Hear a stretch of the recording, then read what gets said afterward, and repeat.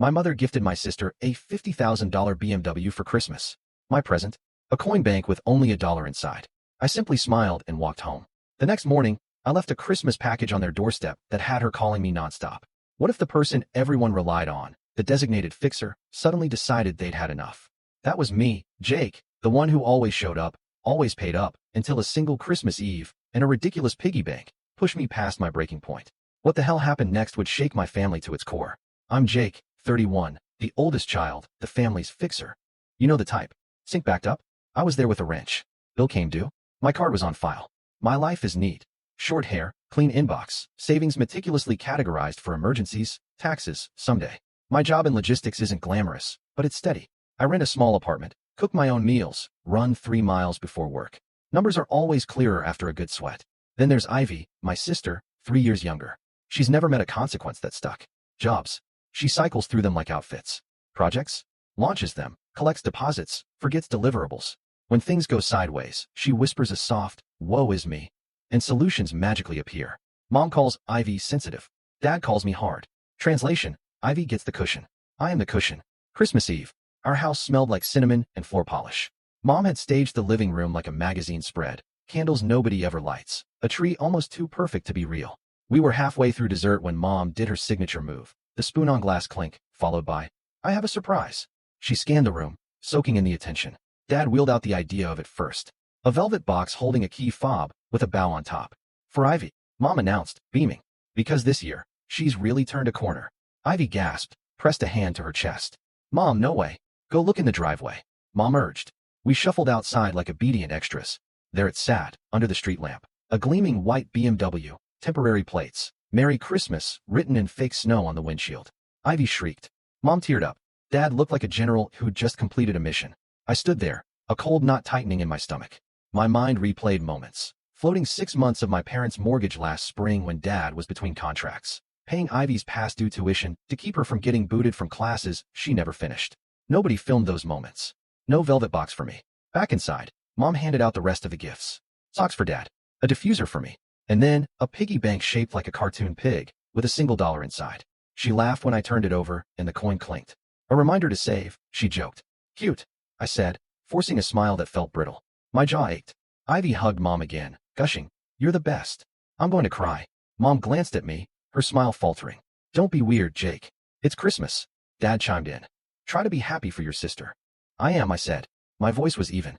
I'm good at even. But then Ivy tilted her head, a smirk playing on her lips, and said it.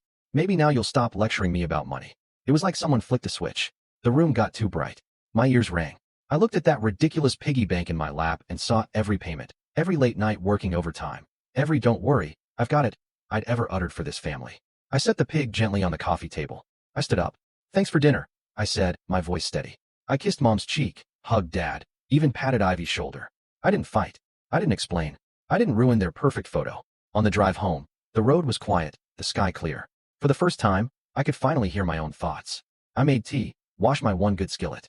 I sat at my small kitchen table with a pen and a stack of old envelopes and wrote 3 short notes. Then I slept like a rock. Here's what people don't see when the calm oldest child walks away with a piggy bank. 2 years ago, when Dad's back went out and his contractor buddy forgot to file paperwork, I covered their property taxes to avoid a penalty. "We'll pay you back next month," Mom said. Next month became when the season picks up, then when the refinance comes through, then silence. When Ivy, at 20, accidentally took out a store credit card and used it like a coupon, I paid it off so the interest wouldn't eat her alive. Mom cried on the phone. "You saved her credit, sweetheart. You saved her future." That future arrived and promptly forgot me. 3 summers ago, their roof failed. A torrential thunderstorm peeled it like a sticker. Insurance lowballed them. I tapped my someday fund for the difference. But this time, I didn't make it a gift. I wrote a simple promissory note. Principal, 0 interest, monthly amount, signature lines. Dad signed. Mom rolled her eyes, but signed anyway. "We're family," she scoffed. "You don't need to make this so formal." "It protects you," I said. What I didn't say was, it also protects me. Month 1, they paid on time. Month 2, late. Month 3, nothing. "We'll catch up after Christmas." Christmas brought candles and the illusion of abundance. January brought nothing. Ivy's emergencies had seasons, too. Spring. My laptop died the week of finals. Summer. The landlord is evil. He added fees. Fall. I can't work 2 jobs and pass marketing. That's toxic. These emergencies always arrived in group texts. always wrapped in a victim story, always followed by, I hate to ask, but. I did the math last spring when I couldn't sleep. I pulled bank statements, highlighted transfers, added totals.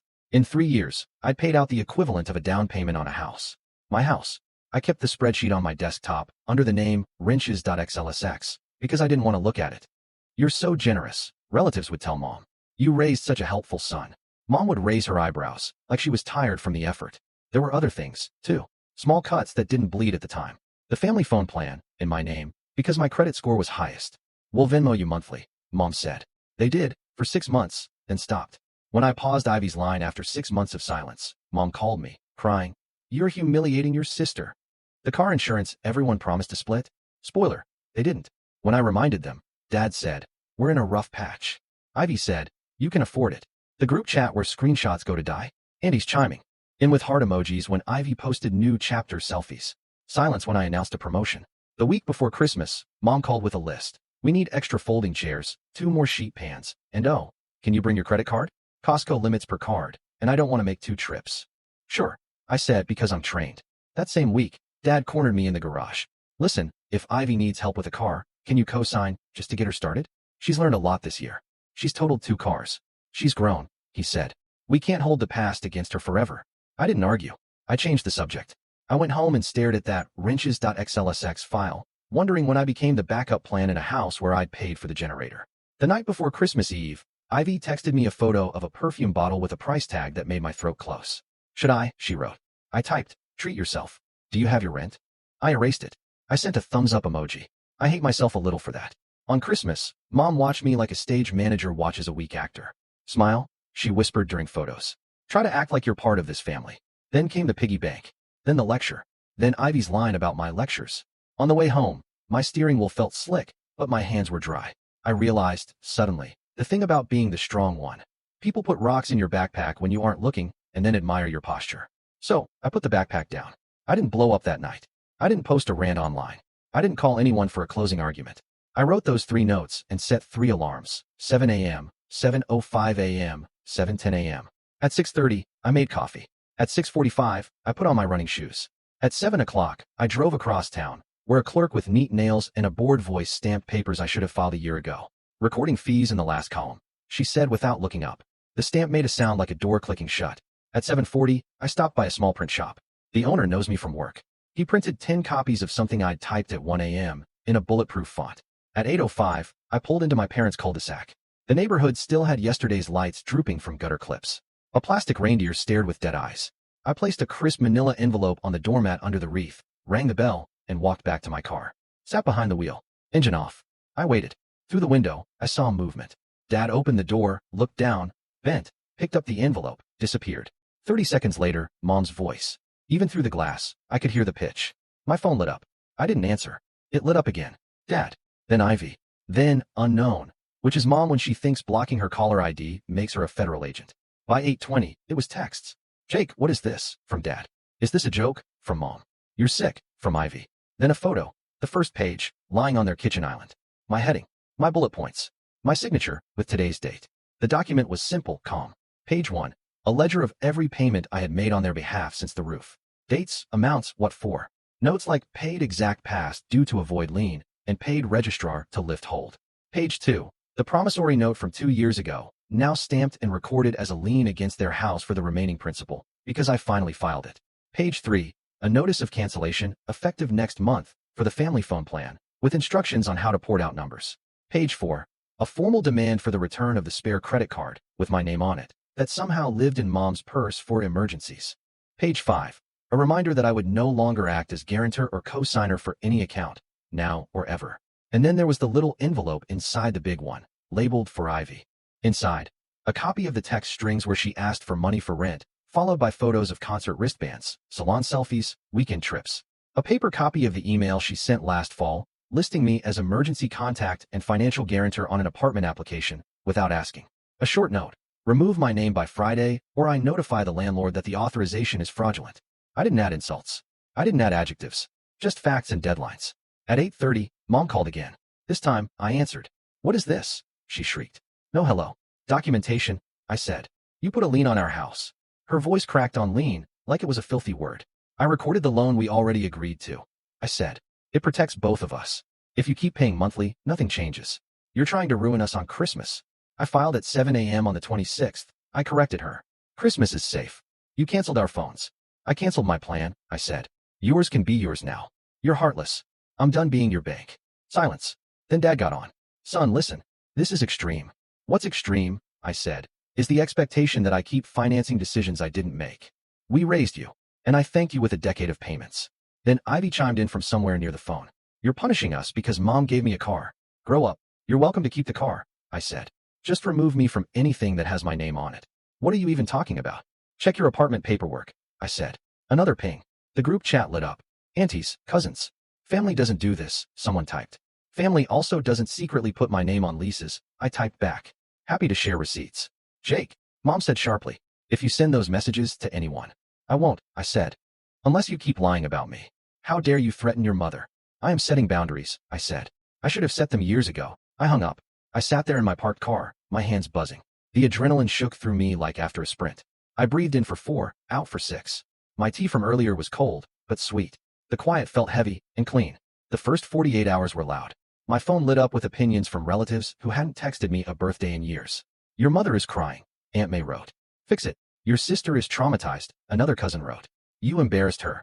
Traumatized by consequences? I wrote. New concept for this group. I didn't send the receipts to the chat. I sent them one-to-one to the people who lectured me. Not with commentary, just with the caption, context. The volume dropped by half. Mom tried new angles. I didn't know the note was legal, she said in one voicemail, soft voice engaged. It has signatures, I said when I called back. That's how legal works. You tricked us. I wrote it in 12-point Arial. Dad sent a long text about respect and duty. I typed a short response. I respect myself, too.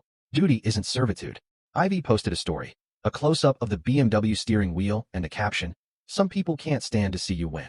I muted her. My hand stayed still. 3 days later, the landlord from Ivy's place called me. Hi, Jake. This is Rachel from Maplewood Apartments. I'm calling to verify your guarantor status. I'm not a guarantor, I said. Remove my name. The application was submitted without my consent. A pause. We'll need a signed statement. I emailed it an hour ago, I said. Timestamped. Understood. That night, Ivy sent 13 messages in a row. You got me flagged with the landlord. Are you happy? Do you want me to be homeless? I want you to be honest, I wrote. Pay your rent without my name on it. Mom said you put a lien on the house to take it. I recorded a debt with 0 interest, I wrote. If you keep paying, nothing happens. You're disgusting. I didn't reply. Meanwhile, my life got quieter in a way I didn't know was an option. I cooked dinner without my phone buzzing. I logged into my banking app and didn't see mystery withdrawals. I took a run at dusk and felt lighter, halfway through, like someone had reached into my chest and taken out a brick. At work, I stopped volunteering for every holiday shift, just in case someone needs me. I used the PTO I'd banked. I went to a movie alone on a Tuesday afternoon, sat in an almost empty theater and laughed at dumb jokes and didn't explain it to anyone. A week later, Aunt May texted again, smaller now. Your mother says you plan to cancel the phone plan on the 15th. Are you sure? I'm sure, I wrote. I sent account transfer instructions. She doesn't know how. I included step-by-step with screenshots, I wrote. She can take it to the store. A different aunt, one who never liked me because I don't perform cheerful, sent a paragraph about honoring parents. I typed back, honor isn't being exploited. She saw it and left me on read. That felt like a boundary, too. 2 weeks later, Dad asked to meet for coffee. We sat outside, where the muffins are too big. He didn't order one. He laced his fingers together on the table and stared at them while he spoke. I'm angry, he said. I know, I said. I'm also embarrassed. He paused. That we needed the note recorded to keep our promises. We could have kept them without the stamp, I said. But we didn't. He nodded once. Your mother says you're punishing her. I'm protecting me, I said. He sat back. Ivy's lease is not my name, I said. He sighed. You know your mother will keep calling. I know. He looked up then, eyes older than I remembered. You always were the steady one, he said. We took advantage of that. I let you, I said. That's on me. This is me changing it. He nodded. Okay. He didn't apologize. He didn't promise to fix Mom. But he did slide a folded check across the table for 2 missed payments on the roof note. Don't make a big deal, he said. I didn't. I took it, texted him a scanned receipt later, and applied it to the ledger like an accountant who finally got an accurate deposit. The house drama did what house drama always does. It spread. Ivy's boyfriend DM'd me something about family unity. I ignored it. A cousin who works in accounting asked for my promissory note template for a friend. I sent it. A neighbor of my parents, who always thought I was cold, waved at me in the grocery store and said, saw your dad up on the roof last weekend, finally fixing that flashing. About time. I smiled into the freezer case. The BMW lasted 2 weeks. Then Ivy tapped a pole in a parking garage. She posted a selfie with a pout and the caption, "Haters will say it's karma." I closed the app and went for a walk. By the end of January, the phone plan transfer was complete. Mom called me from her new number with a tremble. "They made me pay a deposit," she said, scandalized. "Deposits are normal," I said. "You'll get it back if you pay on time." Silence. Then in a smaller voice, "Your father says your budget spreadsheet is smart." "Happy to send a blank copy," I said. "No." The voice hardened again. "We don't need your systems." "Okay." We hung up. I exhaled a laugh that wasn't joy exactly. More like air leaving a room where a fire used to be. And in the quiet, new things had room. I took a class at the community college because I wanted to learn SQL properly. I started sleeping 8 hours. On Sundays, I meal prepped like a boring Pinterest dad. My rent auto-drafted, and I didn't have to do math first. I texted friends and said, "Come over for chili," and they actually came, and we played cards, and nobody asked me for a quick favor. I kept a running list in my phone titled "Proof I Did the Right Thing." Items included: woke up without dread. Did not rehearse explanations in the shower. Bank app boring. Ran 5 miles without thinking about anyone else's bill. Then, with the kind of timing the universe loves, something else shifted. Dad asked me to stop by one afternoon to move the old couch. I brought gloves. I also brought boundaries. When I walked in, Ivy was at the table with a stack of envelopes and a calculator. She looked up at me, ready for a fight, then looked back down. Mom stood at the counter, shredding coupons like they'd insulted her. Dad dragged the couch through the back door. We set it on the curb. He stood there in the bright cold and said, without his usual throat clearing, "I'm picking up extra work in February. We'll get current." "Okay," I said. He looked at me for a second. "Jake, I'm not good at this, but thank you for not exploding. It forced me to look at my part." I shrugged. "I didn't do it to teach you a lesson. I did it because I was drowning." "Still," he nodded at the house. It shook something loose. I didn't answer. I didn't need to. The couch looked strange on the curb, like it had always belonged there. When people hear pieces of this story, they ask about the BMW and the piggy bank and the doorstep gift. Like those are the important parts. They're props. The real story is a sentence I wrote in my notes app that night after Christmas, next to a checkbox I finally checked. I don't let myself be used. I'm not a hero for filing documents or canceling plans. I'm not a villain for refusing to be a wallet. I am a person who counted, who named, who said enough, and then followed it with actions that matched. Mom still tells herself a version of events where I chose money over family. She has to. Otherwise, she'd have to look at the part where she handed her daughter a luxury car on the same night she handed her son a lesson disguised as a joke. Maybe one day she'll peel that layer back. Maybe not. Dad is paying slowly. I log each check in the ledger and email a receipt. We talk about weather and sports, and sometimes nothing. It's not deep, but it's clean. Ivy and I are not close. She kept the BMW. She also kept the calendar reminder I forced into her brain labeled rent due. No, Jake. She'll learn, or she won't. That's not my class anymore. If she texts me about hair appointments and emergencies in the same sentence, I ignore it. If she texts, "I paid my own rent this month," I send a thumbs up. That's the most I can do without lying. What I got is small and enormous, all at once. Room. A morning where I make coffee and the quiet feels like a reward, not a punishment. A bank account that reflects my labor. A calendar where holidays are not traps. A life where helping means offering someone a chair, not carrying them and the chair and the table they refuse to fold. A few weeks after everything went down, I found the piggy bank in the back seat of my car. I put it on my kitchen shelf next to the spices. It's dumb and pink and a little insulting. I dropped a quarter in, and it clinked. It makes me laugh now. Not bitter, just a real laugh at a cheap symbol that accidentally told the truth. Asterisk save yourself. Put your own dollars somewhere you can reach. Asterisk so, if you need a moral, that's mine. You can love people and still say no. You can show up without showing your wallet. You can forgive and also file. I don't owe anyone a performance of being the good son if the script is exploitation. I owe myself a life that fits. I owe future me a backpack without rocks. And the next time someone hands me a piggy bank with $1 in it and a joke on their face, I'll smile the same way, say thanks, and go home. And if I ever leave a gift on a doorstep again, it will be the same kind. Paper, quiet, honest, with my name at the bottom, and a boundary anyone can read. Have you ever had to draw a line in the sand with your own family? Or felt like you were always the fixer? What happened? Tell me what you think in the comments below. I really want to know.